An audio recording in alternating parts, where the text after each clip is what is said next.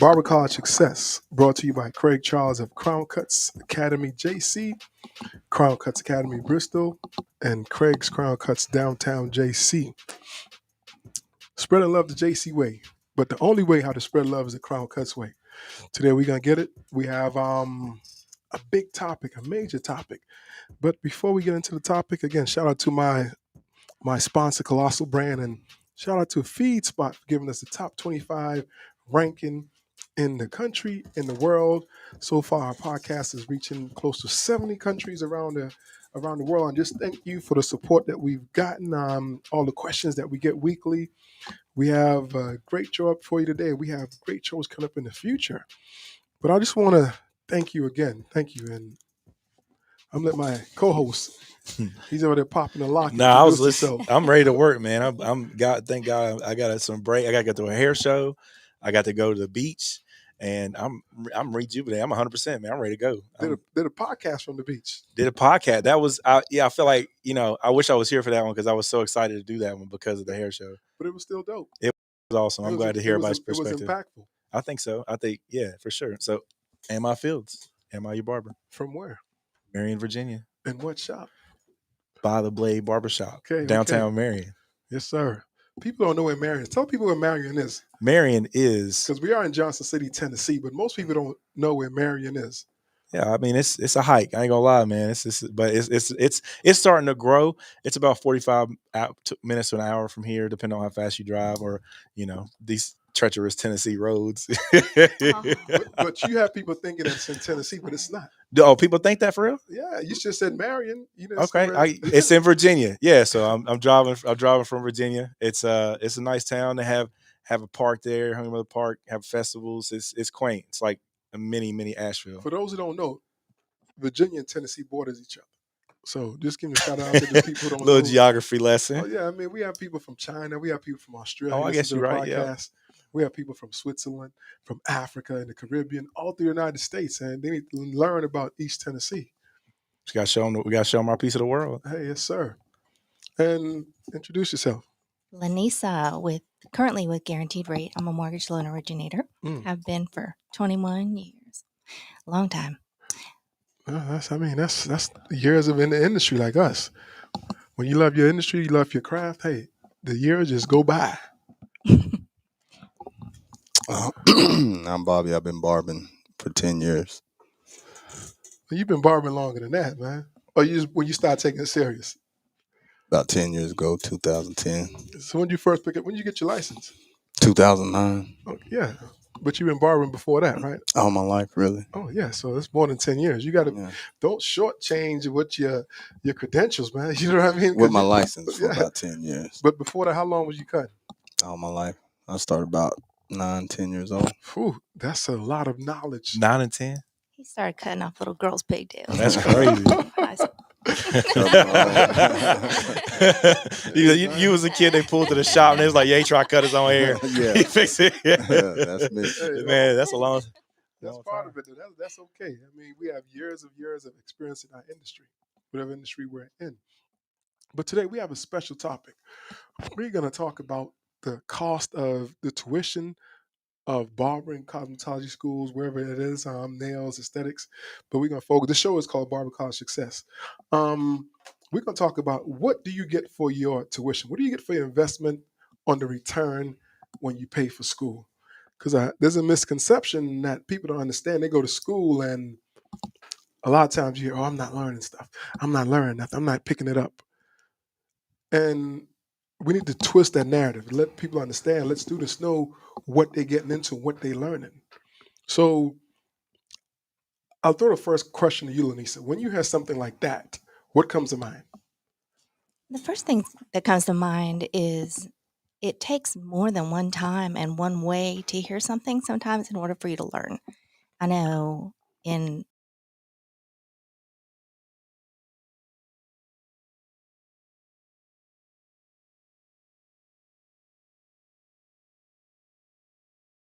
another instructor will say it in a way that does, or maybe someone you're learning back, with. Yeah, one of my fellow students may say it in a way, and I'm like, oh, now I get it, or it may just be that it takes you a couple of times to even hear it the same way to repeat. So, saying, well, I'm not going to learn anything because I'm just going to hear it once and move on, or I don't get it.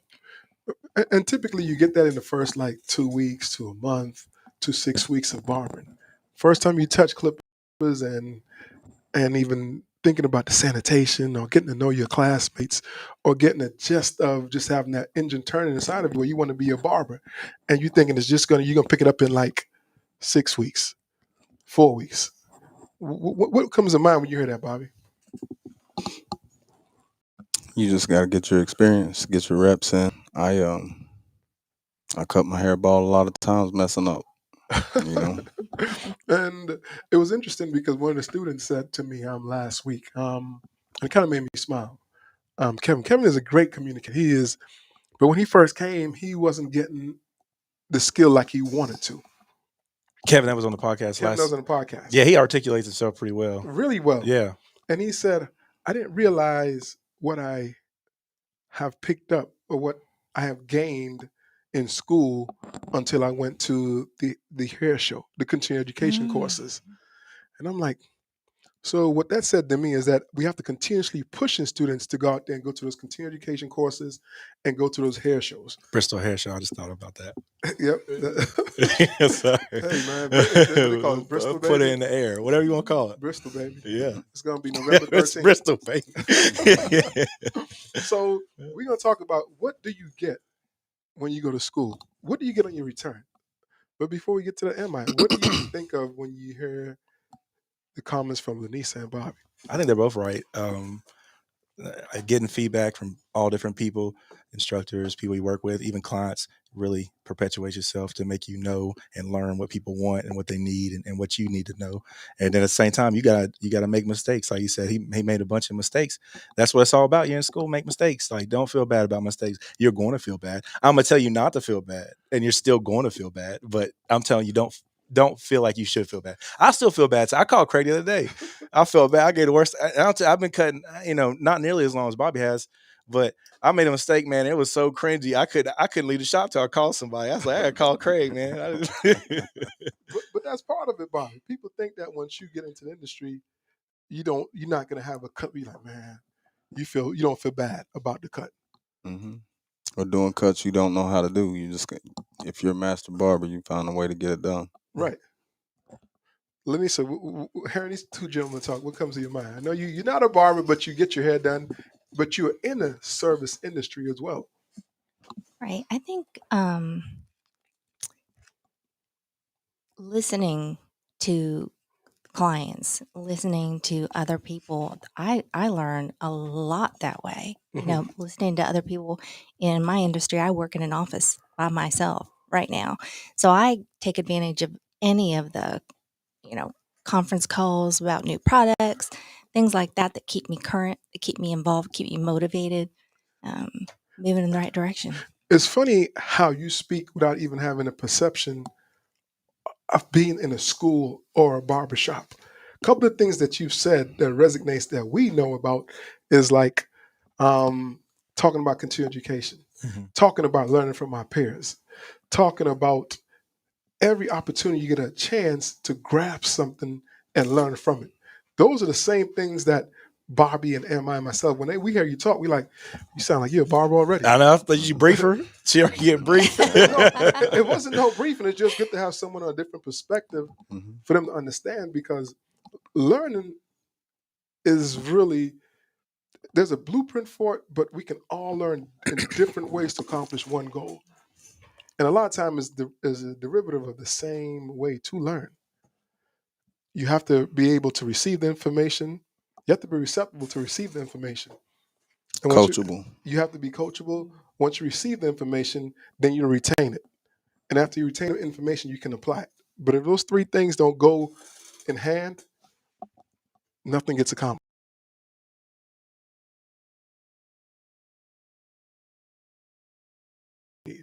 A lot of people are thinking that, and I've heard Barbie, you're the first person who I've heard say it.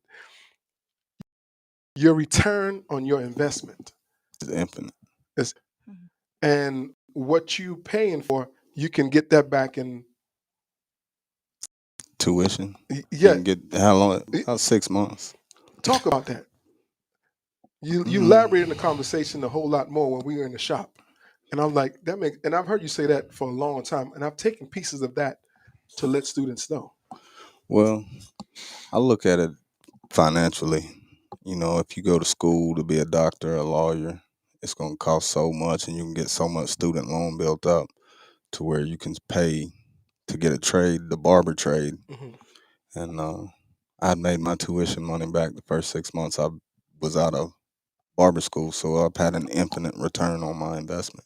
Right, and most people don't understand that because their thought process is, man, this is too much. Why am I paying for this? But you're paying for a skill that everybody can't do. I just think I just listen to him say that in the long term, you're pretty much getting paid to go get money. Like it's just a sacrifice of time.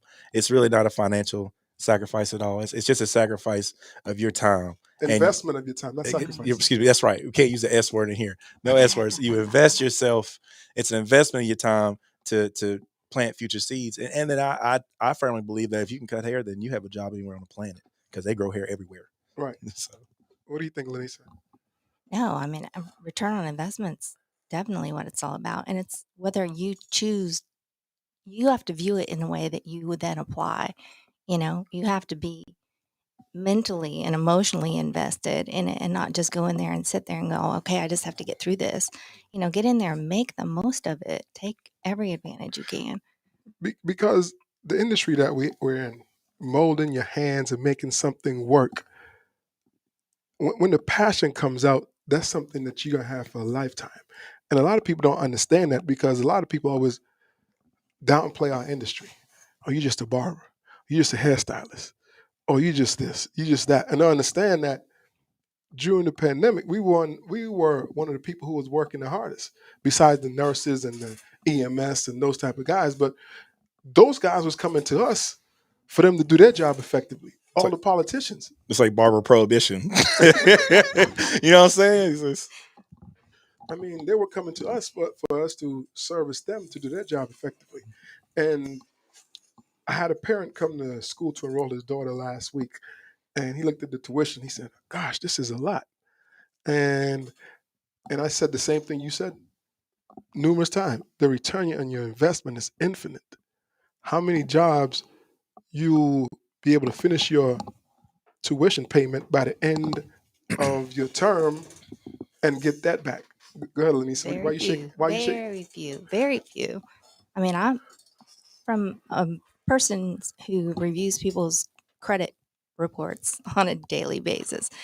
I see so many people who have, I mean, tens of thousands of dollars worth of student loans, and I see what their income is. And sometimes it just breaks my heart. And I wish I could say, being rude, you know, I'm so sorry. It's I'm so crippling. sorry that somebody Yeah. didn't educate you in a different way of doing this. Just if they didn't even have any other debt, some of them it would take them 5 to 10 years to pay off their student loans if they had no other expenses. Right. They're in such debt for such a small And that's why I pay. like bringing people in from a totally different perspective because that's a great point. Because essentially, we all need shelter. We all need food. Those things are essential in our lives. And the essential part of just having a start to purchase your own home and not having no extra student debt. I didn't think about it on that level. It's the American Mm. dream too. Yeah. Everybody, that's what you Yeah. want. You want to have a home. I didn't think about it Absolutely. before I even started the podcast. I was thinking about the topic. I didn't even think of it on that level, Anissa, but that's so important because those skills right there where you finish with your discipline as far as the schooling and you struggle to make the payments, but you paid it, you're free. All you in the black right now, you in the positive. Everything is on the up. Hmm. So for parents out there and people who are thinking about changing careers, those are some important things to consider. And then at the same time, just to throw this in there, a little off subject, but if you barbers are not claiming what you're making, Mhm. and you go to get a house and it says you make 10 grand, Right. like you're not gonna get a house, Right. or at least not get the house that you think you need, or probably more than likely could afford, but because of what you've claimed, people they don't know what you can afford. True. Important again, because again, all those things you get while you're in school Mhm. from being able to network and meet different people. Someone should be bringing those things up in school. We bring up stuff like that every time because we have something called Each One Teach One, where we bring in financial advisors, we bring in people from the outside just to talk about it on a different perspective, more than just cutting hair. Because I believe if you go to school and just think about solely in the hair cutting, you're just gonna become a cutter. You have to incorporate different things to make that experience worthwhile. You have to incorporate different things to make learning fun. What do you think, Bobby? Well, if you're gonna get into the barber industry, my biggest thing would be, well, not biggest, but you got to keep in mind you don't have a 401k Mhm. or a pension Yep. or retirement or Insurance. insurance, those kind of things. So I'm sure there's no cookie cutter approach where everybody does theirs the same, but Right, I took and invested in real estate and stocks and cryptocurrency and let those be the vehicle of my retirement. right. And that's an interesting plan, interesting thing, because that's in a sense exactly that's a 401k. So there's strategic ways to have a retirement plan for yourself when you're in this industry. Because most people don't think about it on that level. They think, well, once they're a barber, and I think that's why a lot of parents is like, how are you gonna have retirement? What are you gonna? But those things that's why the podcast. That's what it's for. You build your retirement through investments. Right, You're not going to get wealthy anyways working or saving money. You got to invest money if you want to get wealthy, Make money while you sleep. residual income. so and those things are important too. How I incorporate my school, I try to add those things to every student. Have different conversations about financial literacy. What's next? What's the easiest thing to do when you get to school is the haircutting, but it's hard to relay that to a student who hasn't cut hair yet because they don't know what they don't know, and their main focus is coming in. I just want to be a barber. I just want to be the best barber, which is great, but there's so much more beyond that which you get when you pay your tuition. It opens up so many doors for you as far as networking. Like, Mm. I've been blessed of the network that I built through my barber chair, Right. because you get a cross section of America. I think that's the biggest weapon of a barber is, or any profession where you deal with the public like yourself. Like being able to network is so important because like I don't know where I would be, and I say this wholeheartedly that where if I didn't meet Craig, and that's the truth because I did not go to school. I didn't have a classic barber education, so my knowledge was rather limited. And then sometimes you have the stigmas with the other shops, so you don't really reach out to other shops to speak to people because if you're working with some people, it's like that's competition.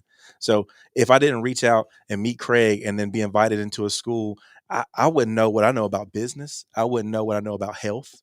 I wouldn't know what I know about cutting hair in general. Like I was so blessed to meet people, and that's the number one most invaluable thing that you can take from school without, I mean, that you can't pay for. It's priceless. Yes. And the key thing is one of the key quotes I've been using the past couple of weeks. Work, your network, your network is your net worth. I agree. Put it Your on, network is your net worth. put it on a shirt. Yeah, we got Yeah. something. We got some things we got. That's on the back of the Crown Cuts Barbershop Academy. Your Boom. network is your I net like worth because it's so interesting because all you're doing is sitting in a chair. You go into school, you build relationships. You might come up when you come in that first day. The first person who comes in, you automatically just link yourself with them. Oh, that's my classmate. I'm a graduate with them. I'm a finish with them. I just feel comfortable with that person because we came in together. We're gonna form this relationship. We're gonna tackle this world, open the shop, open the school. And that's how you should think. Have a broad perspective of things. But when you keep your perspective on just cutting hair, it kind of dims your light to see the possibilities. Well, you have to have a larger and stronger base from which to operate and become an expert at anything, Right. Mhm. and your foundation, your physical, your emotional, your uh, uh, your monetary, all of that needs to be in place so that you can then focus on your craft and spend And time on it. and it's important because we had a conversation with a student last 2 weeks ago, 3 weeks ago, and Am I was so upset. We was trying to get him to think on a different level. Conversations in school help mold you. Mhm. And we're trying to. What was the conversation about? I don't want to bring it up, but I do want to say, that in the conversation, I I just I love being around the students, and I love seeing them grow, and I don't want to see anything that could potentially stunt growth, Right. and I want them to have every asset available. Like I tell my wife about my son. I was like, if he if he gets good grades, and he does well and takes his SAT, and he visited schools and still decides that he wants to be a fisherman for the rest of his life, I'm not going to feel bad at all, because I gave him every opportunity to do whatever he wanted. And I would be happy for him that he chose that he wanted to be a fisherman, Right. because he got to explore every opportunity, just like the students at the school. I want them to see every opportunity available.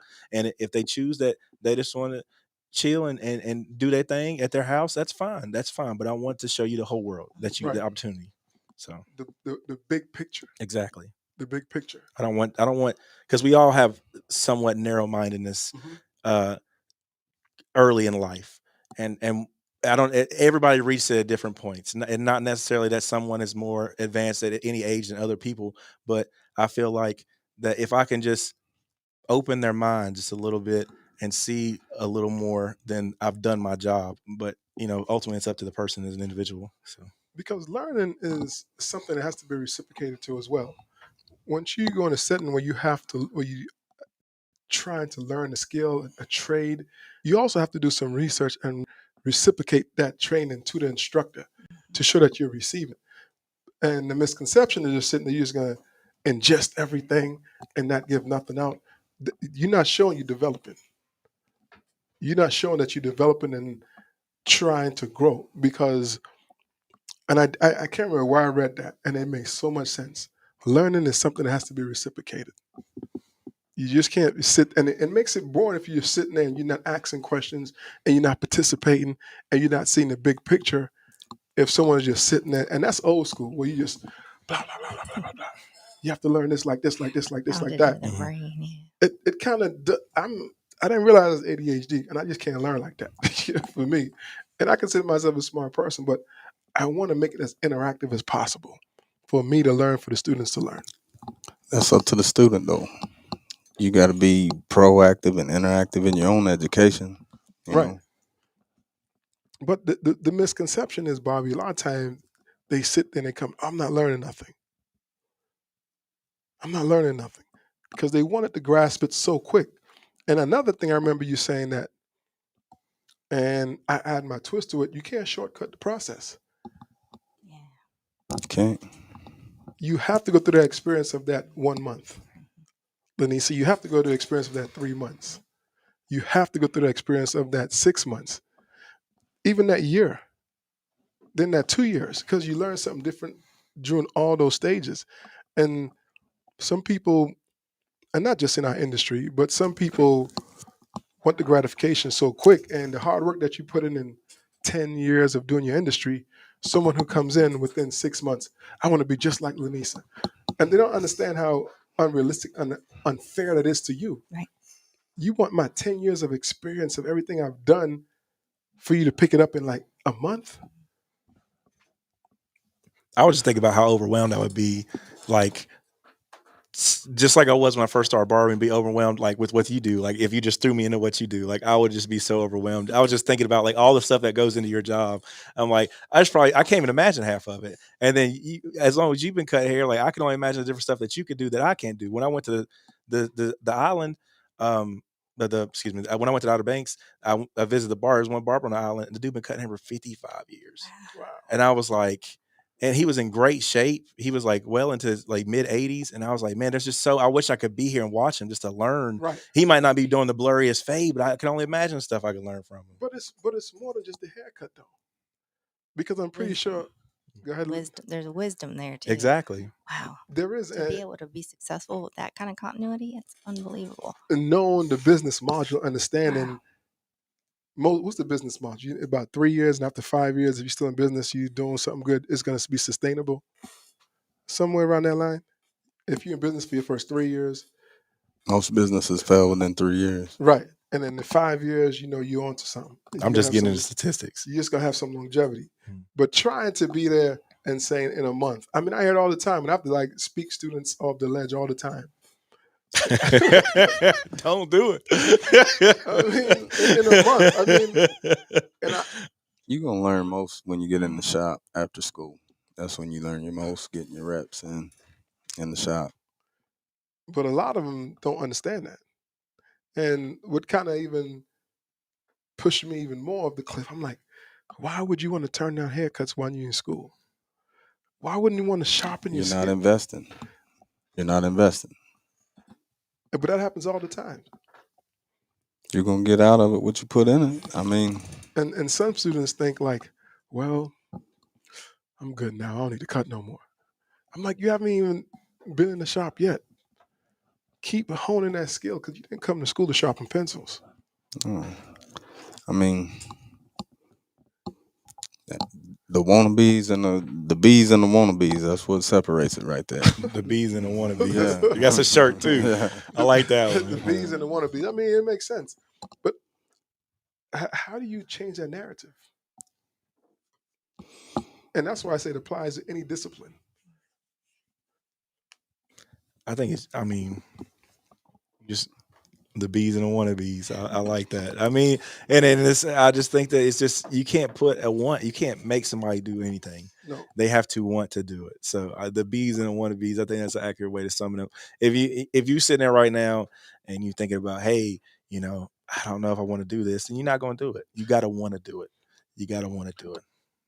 There's the, what is it, the 21-90 rule that they say it takes 21 repetitions of something for it to become a habit, but it takes 90 for it to become a lifestyle, Okay. for you to actually internalize it to the point where it becomes second nature. And I cannot imagine having to cut someone's hair whenever my focus is elsewhere. And the only way that they're going to be able to do that is if they've already done it those 90 times. Mhm. They've internalized it to the point where when they have that chatty Cathy in their chair, or whenever there is something seriously wrong going on in their life outside of barbering, and they need to still be able to get a really good cut done, the only way they're going to be able to do that is if it's become that 90-day lifestyle for Right.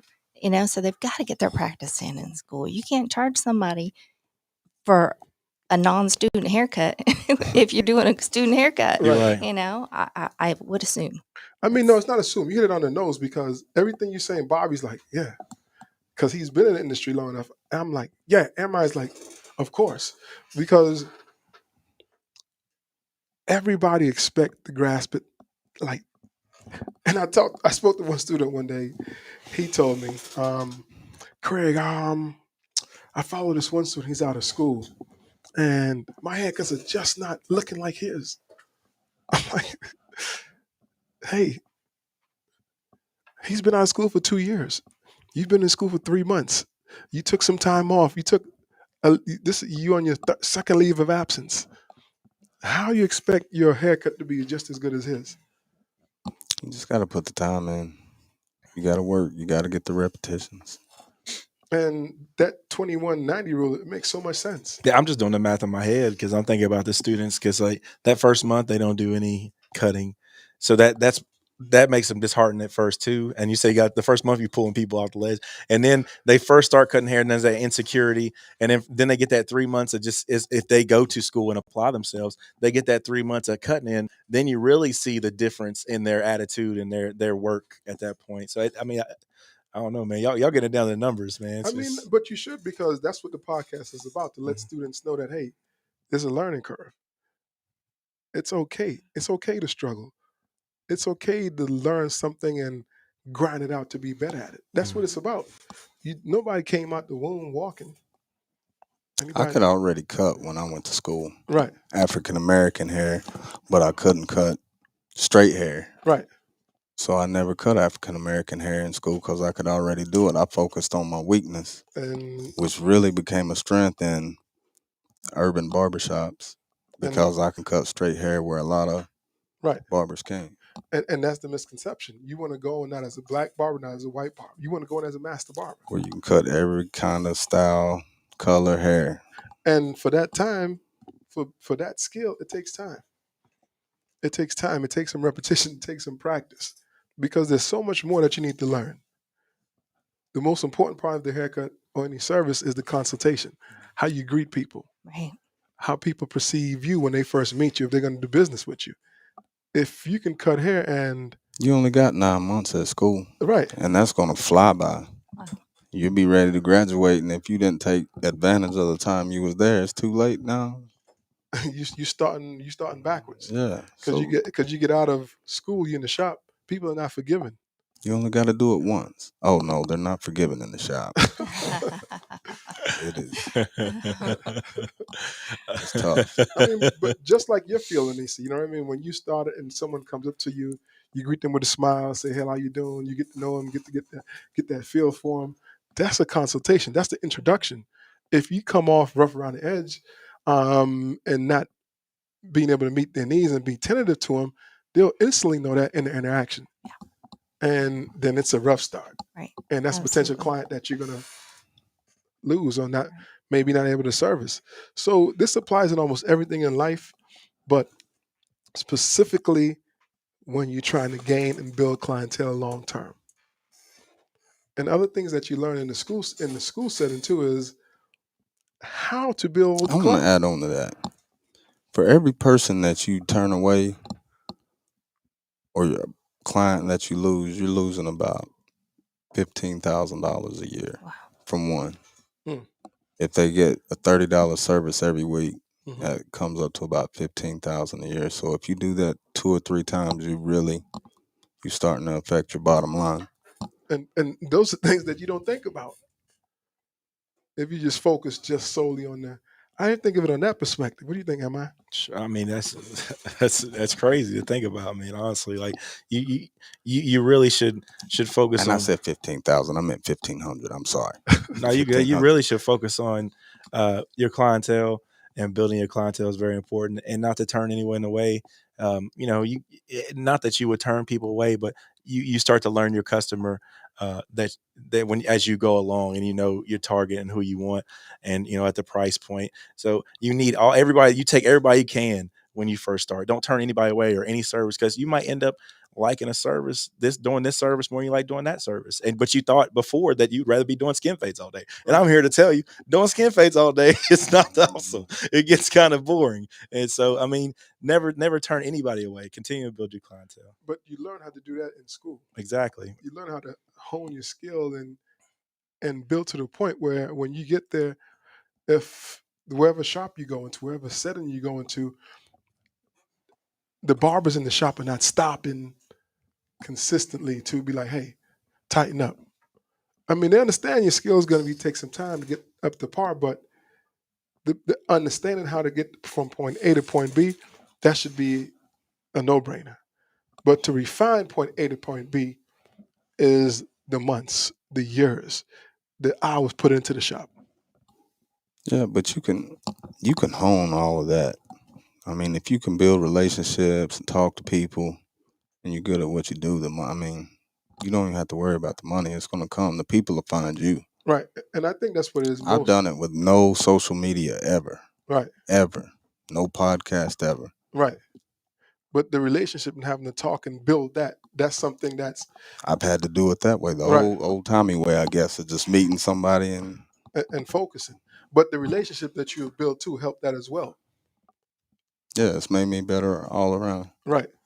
I think I think the that way is way more productive than Instagram, or getting a Is- bunch of few just people throwing you likes, ain't putting money in your pocket. I mean, if you get a No. sponsorship, you do, but people just saying, "Hey, I like that." That's not going to get you paid. It's the building a relationship. It's the people and hearsay. Excuse me, that's sorry, Good. but hearsay, not hearsay, but dealing with customers and face value, handing out business cards is way more better for your business than just putting pictures on Instagram. And Mhm. that's one thing Chris Basio said. You just wasting content. You should Right. be meeting people, introducing yourself, and they'll tell people, and those people tell people, and that's how you really build a clientele. And people forget that relationship right there is and again, I hate going back to you, Bobby, and just throwing Bobby tells me all the time, "Craig, somebody stopped by the barbershop looking for you."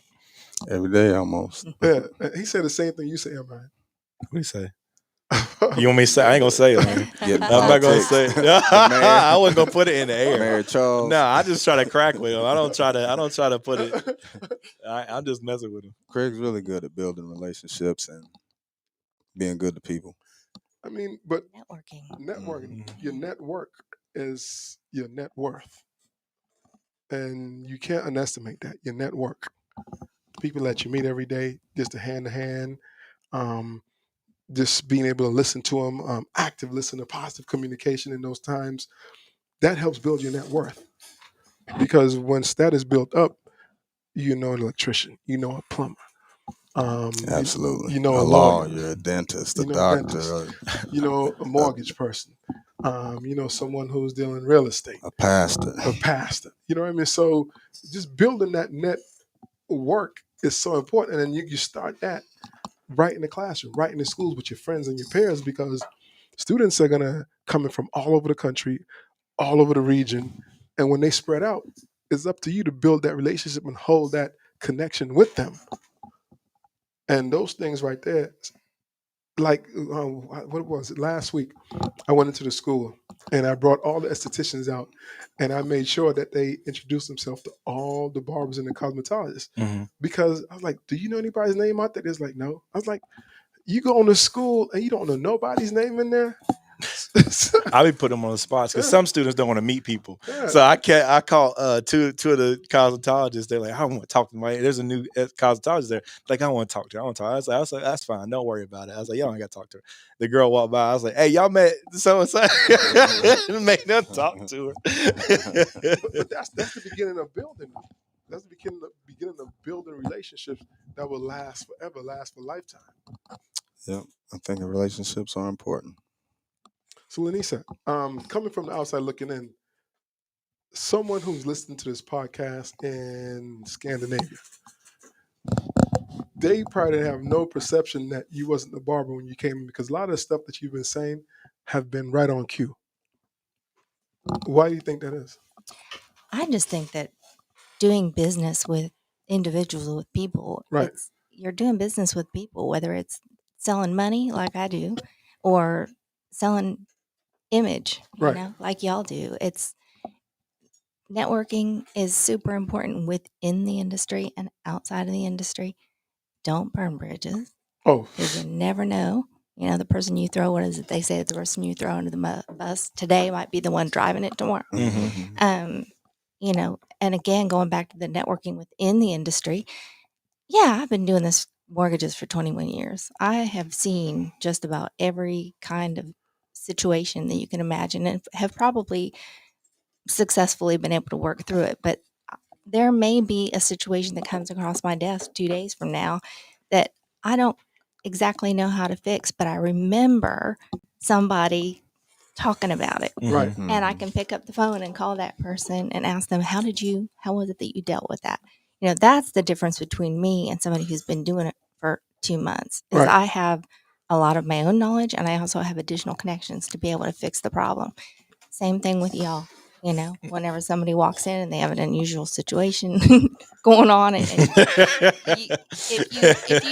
you don't talk to anybody else in the school, you don't talk to any of your colleagues once you get out of school, you don't have all of that access to information. Right. I feel like you've been in that situation. I can see what you were just like. You just switches. Your hairstylist was like, and they do, because I remember when you said that, Bobby. The first time you said that, you was like, you can't shortcut 2 years in the industry. You can't. You can't shortcut But 3 don't years. run from it. Embrace it. Right. Embrace it. It's going to get greater later. Right. It's going to get greater later. And I know we keep circling back to network, but even when you start investing, that's going to be monumental. Right. Your network. Is your network. Yeah, if you trying to get things done, you got to have a good network, because he may say no, she may say no. You may know a different way than they know to get a loan through, or have different access to different tools. Right. And it becomes important, and it's helped a lot. Oh, of course. and I think this podcast is so awesome because just to hear the word investment so many times, because right now everybody's like invest in this blah blah blah crypto, all this stuff, not that they're not beneficial, but to hear the word invest in this sense, all it would take is your time. you're going to make the money back. You're going to make it tenfold. I mean, and you can't even add it up. I mean, infinitely how much you're going to make back from it. So, and just invest this time and see what your return is, and it's going to be a lot faster than anything that you can put into right now. It's almost like you got into Amazon early. I mean, for real.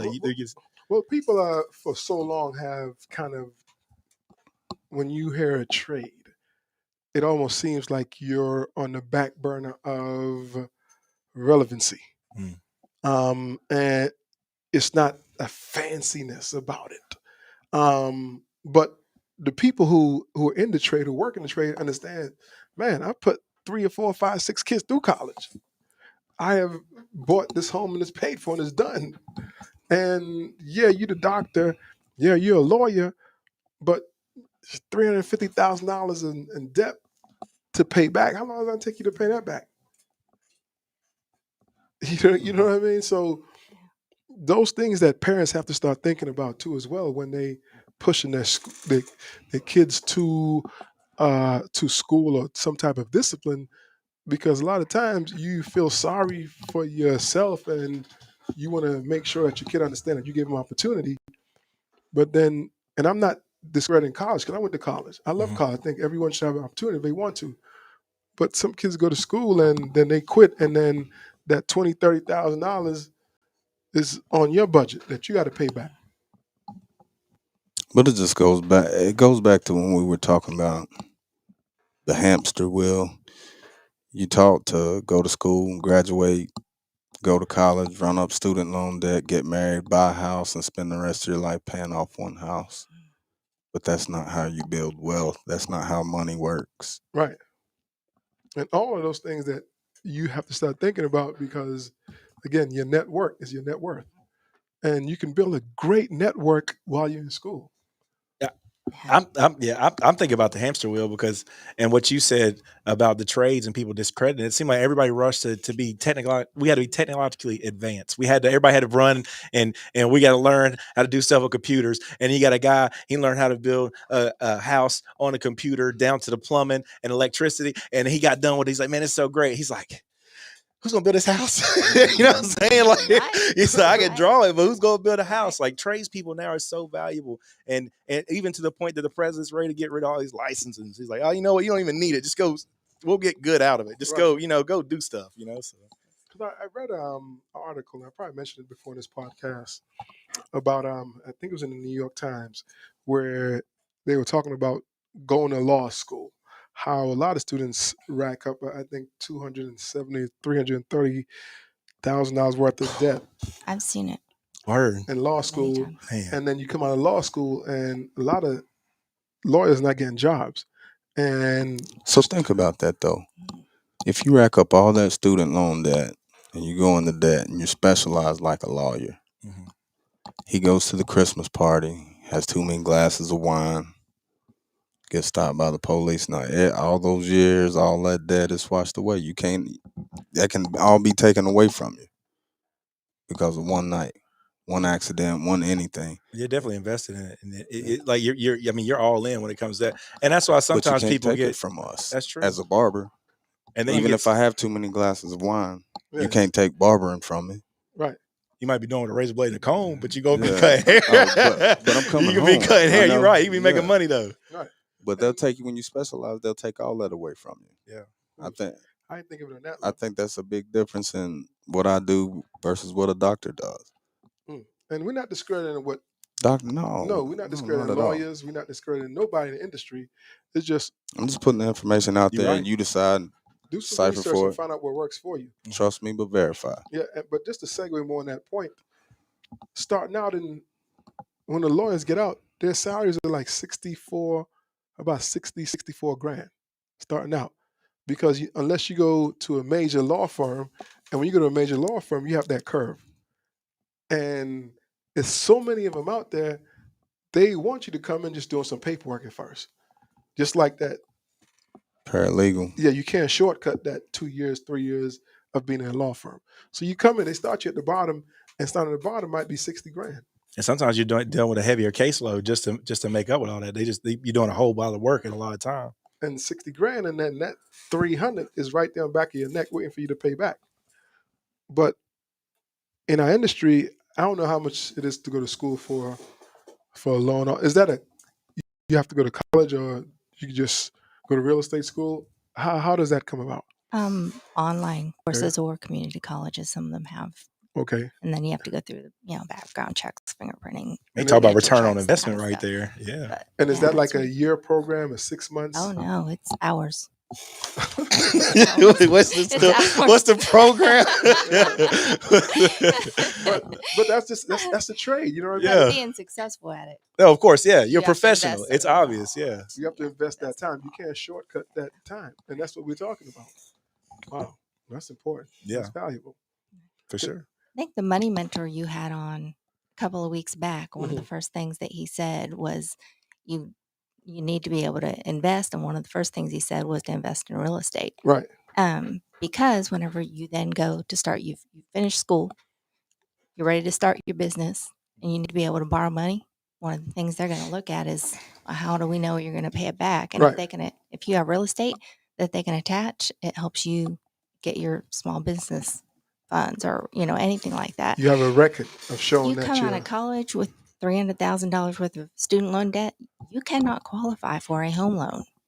I mean, you can, but your income would have to be huge. But what's crazy to out me the is block to qualify. Well, for let's not even put it that extreme. What about 70,000? $70,000. 60,000. You have to count, even if you are in a deferred student loan, the payment is completely deferred. Mhm. I still have to count $350 a month in payments Right. against a $70,000 loan. oh Right. wow. $350 a month in payments can change how much of a home you can borrow by Mhm. about $70,000. Wow. Wow. Mm-hmm. So instead of qualifying to buy a $50,000 house, you can qualify for a $120,000 house, Right. or a $200,000 house versus a $130,000 house. Huge difference, or no house at all. I have a weird question. Why is rent not calculated in your credit score? Say if you pay rent with a tenant for a certain amount of time, why is that not calculated into a credit score? Just throwing that out there. It's a weird question because I feel I like think people. it can be if they take you to court and you don't pay. That's what I'm saying. But wouldn't that make sense? Like you have a documented. I'm sorry, just throw that out No, there. that's a good question. You have a I don't know how to answer documented that source question. of. That's what I was asking. You have a documented source of paid rent. Why is that not acute? Most of the credit scoring systems most landlords do not report to one of the 3 nationally accredited credit score Okay. repositories. They aren't required to. There are some new credit scoring systems now where you can add things that are more private like that, utilities, etc., and have those added into your score, or they can be used as alternate for something like a single mortgage loan underwrite. But that's getting really technical. I don't know. I'm sorry. I've been carrying this Generally. question around with me for a while, and I just felt the need to ask Generally it. national. I mean, but that's a good question to ask and know, because, like you were saying, to get your retirement plan, investing is one way that we have to start thinking about. I haven't been able to think any other ways. I just really encourage barbers to make relationships with people that are in that real estate industry. Hmm. I mean, I also do crypto and it does okay, y'all. But I know real estate's gonna be here in 20 years. No matter, it's gonna be here. You know, whether Bitcoin is or not, doesn't matter. But real estate's gonna be here. Well, the 3 keys that I've always read to acquiring wealth are just putting yourself in a different situation, because information changes situation, and real estate, investing, and entrepreneurship. Those are 3 surefire ways that I've read, unless you get inheritance or somebody just drop a coin on your head and say, okay. You know what I mean? That's where everybody waiting on somebody just pull up in the truck, just Yeah. start. Here's this bag. Real estate, investing, and entrepreneurship. So those 3 areas I think barbers should always start thinking about, and start building that. Start thinking about the first day you walk into a setting to learn the trade. You don't have to learn it all at once, but start putting feelers out there, seeing who's in the classroom with you. Hey, simple conversation. Hey, my name is Craig. I want to be a great barber. Where you from? What do you do? what kind of skills you have, and just build that relationship slowly Mhm. and acquire that. Because someone else's knowledge, when you get to know them and be friends with them, build a relationship, that could be your knowledge. That's your money. Yeah. I mean, there's no haircuts I have to turn down. I can do every single one of them. And that's how it should be. But there were so many times that it was hard while I was doing it, Right. but you got to get those 90. Yeah. You got to Yeah. get them, And speak on that 90 again. I don't think, for people who haven't been listening, speak on that 2190 again. He said that it takes 21 days or 21 repetitions of something for it to become a habit. Mhm. It takes 90 days for it to become a lifestyle or Right. a part of you ingrained in what it is that you do. Yep. Like Bruce Lee said, he'd rather practice one kick 1,000 times than practice 1,000 different kicks. There you go. Put that work in. So what did you guys think about? Anything else we want to add to it? Because there's so much we can add to this that you get from school. There's so much more. Anything that you can think about? I'm just thinking about, I mean, all the information we gave you just simply, I mean, based on just networking in general. Like, there's just so many different. We could sit here and talk to you all day about one particular subject Right. that you get from school, but it's infinite what you can get Right. and how you can get it if you just invest yourself, invest your time, and invest yourself, and go to school tomorrow, because you probably listen to this podcast and you should go to school. You should go to school tomorrow. Go to school today. Show up. Be attentive. Be coachable. Don't be a distraction, because there are people who want to learn. Be consistent. An inconsistent barber makes inconsistent money. Mm. Oh, fire. That's the earn the crown right there. Go ahead, Yeah, Lisa. that's true in all industries. I think that's a good one. Yep. I like it. Yeah, it's take advantage. Just take advantage. You're investing your time and your money. You create the return on investment by taking advantage in every way that you can. Think globally. Think above more than just what the instructor's talking to you about right now. Think about where else you can go, who else you can How you get to can know, how what you else can you can grow. learn. Yeah. This was a plethora of just gems. Just earn the crown today. Amen. School Yeah. is not just about the subject and the information that they're downloading into you right at the moment. It's about so much more. Yes, I agree. And so that's why we try to add different things into the curriculum. We try to teach students. We do cornhole, and we play a game and teach them how to study during cornhole. We bring out the was that the Jenga, Jenga, yeah, yeah. the real The- colossal Jenga, and have students. We sit in a circle in the barber chairs, and we ask questions and we pull those out. We do Jeopardy. We incorporate so many different things to kind of make it fun and interesting, because what you're doing, you're building relationships and you're asking questions and you get to know your classmates. And one of the interesting things why I incorporate those things is just to make learning fun, because I remember when learning was fun for me, I was invested. When learning was fun for me, I paid more attention. When learning was fun for me, I built more relationships. And when you actively doing activities in the classroom, working with your hands, working with another student, that's the inception of building a relationship, because a conversation might come up from there. We also do one thing called question and answers, where every student someone has to start it off, where you'll ask a question, and to any question.